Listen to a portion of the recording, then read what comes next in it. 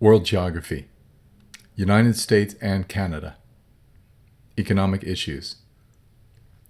Here are the learning objectives. 1. What are the main characteristics of the free enterprise system? 2. How does the location of natural resources determine migration and economic activity? 3. Define infrastructure and describe its purpose. 4. Define income and wealth.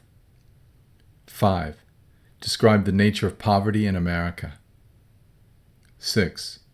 Define digital divide. 7. Outline the argument for and against NAFTA and free trade. Free enterprise system. Market capitalism. The United States and Canada, they have a free enterprise or market capitalism economic system based upon capitalist private ownership and profit and free market principles. Those are often referred to as laissez-faire principles. Characteristics. The characteristics of the free enterprise system include: 1. Private businesses are free to organize and operate for a profit in a competitive system with one another. 2. There is little government interference beyond regulations necessary to protect the public interest. These type of regulations might include the government requiring pollution controls on a power plant that burns coal. 3. Respect for private property. 4. Freedom of choice for consumers. United States economy. The United States has one of the largest economies in the world, with a per capita or per person GDP, which is gross domestic product, of around $53,000. Here's the definition of GDP. It's the total value of goods produced and the services provided in a country during 1 year. The United States has a highly developed information technology or IT sector.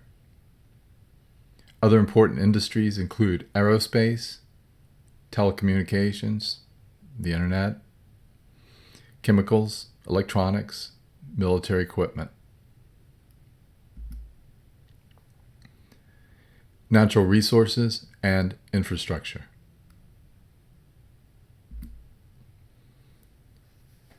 Natural resources. The United States is an industrial power due to both the quantity and the variety of natural resources found throughout the country. It's a large country, so there's the opportunity to have a lot of resources in the United States. So its size somewhat explains the quantity of resources, but the variety of natural resources more or less depends on kind of how lucky you are geographically. Historical migration patterns have often been determined by this effort to acquire natural resources. And so you have the discovery of gold in California in the 1800s, which led to the gold rush, a rush of people to the region searching to get rich quick. And existing economic activity, it's often determined by the location of natural resources. So large deposits of natural gas in North and South Texas and over in Louisiana, they kind of keep the economy booming in this region. They support other industries, especially the chemical industry and the oil refinery business.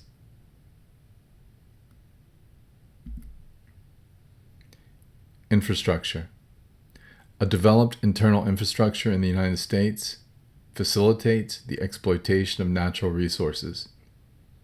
A country can have tons of natural resources, but if you cannot get to them, if you can't build a highway to access them, or you can't manufacture the equipment to mine resources beneath the ground, or if you haven't invented the technique of oil extraction called fracking, then you cannot get to those resources. And so you need an infrastructure.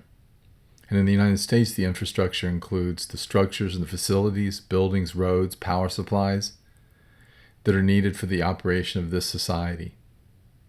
or for the enterprises within the society. Inequality. Income gap. So all is not well in the United States. Even though it's a wealthy nation, there still is a substantial income gap in this country.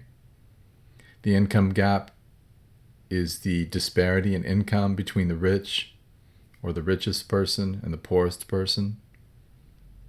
But remember, there's a distinction between what's called income and what's referred to as wealth. Income is the amount of money received within a given time period by an individual. It's your paycheck.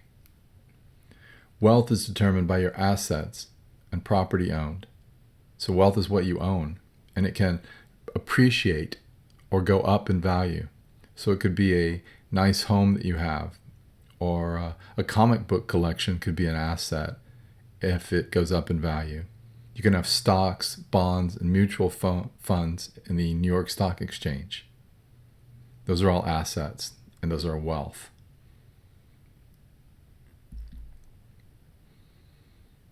Poverty groups. In the United States, in 2010, 15% of people, that's of all people, and 22% of children lived in poverty. That's a terrible statistic.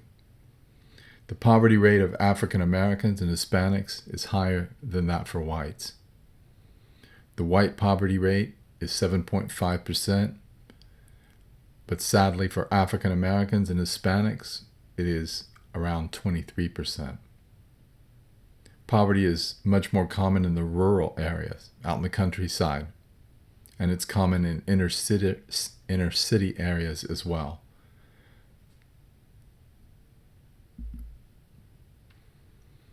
Information technology. Access to technology. The more developed nations in the world and the less developed ones differ in their access to technology. More developed nations have highly developed economies and an advanced technological infrastructure. The less developed nations have to depend on the simplest of technologies like a water pump or simple irrigation. Technology, its definition, is the creation and the use of tools to meet a practical need. Digital divide. Access to computers is limited in less developed nations. Computers are a technology. And this limited access to computers in the poorest nations makes it difficult for them to participate in the modern economy and for its citizens to climb out of poverty. So the digital divide, it refers to this gap between people with access to computers and the internet and those without such access. I mean, some people in the United States have access to the internet on a computer at home, computer at school. They might have some kind of internet access in their automobiles, on their phones. And then in some countries, people have never even seen the internet. Trade agreements. NAFTA. NAFTA refers to the North American Free Trade Agreement. It's a trade pact that allows most goods to move freely between Mexico, Canada, and the United States. It eliminates most trade barriers, such as tariffs and quotas. The definition of a tariff is a tax or a duty that's paid on a particular class of imports or exports. One example or one benefit of NAFTA for us here in the North Texas region are we don't grow many tomatoes up here anymore because a lot of those tomatoes are grown in greenhouses in Mexico. And because of the North American Free Trade Agreement, they can grow those tomatoes in Mexico cheaper, and then they can come right across the border between the United States and Mexico. No tax is imposed, so it keeps those tomatoes cheap when they get to the grocery store and the consumer is ready to purchase them here in Texas.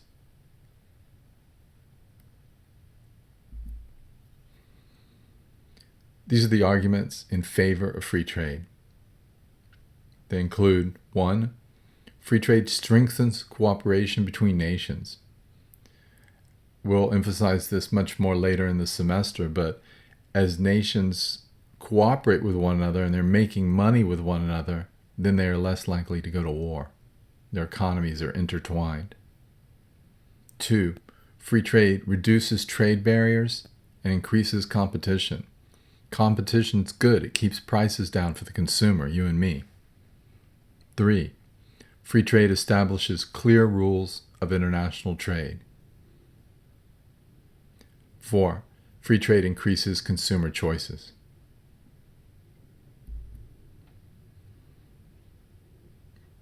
Here are the arguments against free trade, and they include 1. Manufacturing jobs in the United States are lost to low-wage countries. So if you have little education here in the United States and you wanted to get a job at some local manufacturing plant, often that plant is moved to Mexico, or nowadays moved to China or Vietnam or other places where the wages are low in the world. Number 2, workers in less developed nations labor under poor working conditions. That's an argument against free trade. It's not fair that these people have to work in such miserable conditions. There's even slavery still in the world where workers are working for nothing. Number 3, less developed nations, they can make products for less due to weak environmental laws, leading to unfair competition.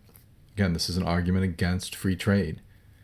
That, you can move your factory to China and you can pollute all you want to. Of course you can make a product cheaper if you can pay your workers nothing and you can pollute as much as you want to out of your factory. You don't have to adhere to any environmental laws.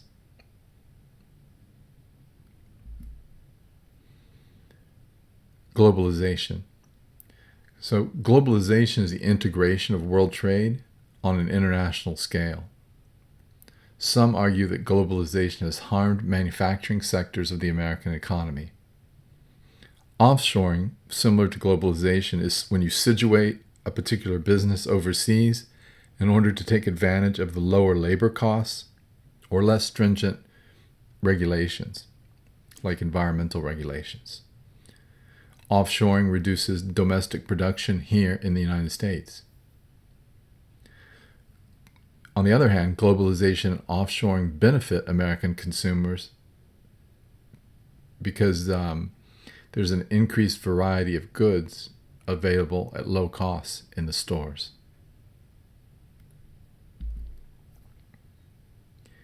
The end. Thank you for your time.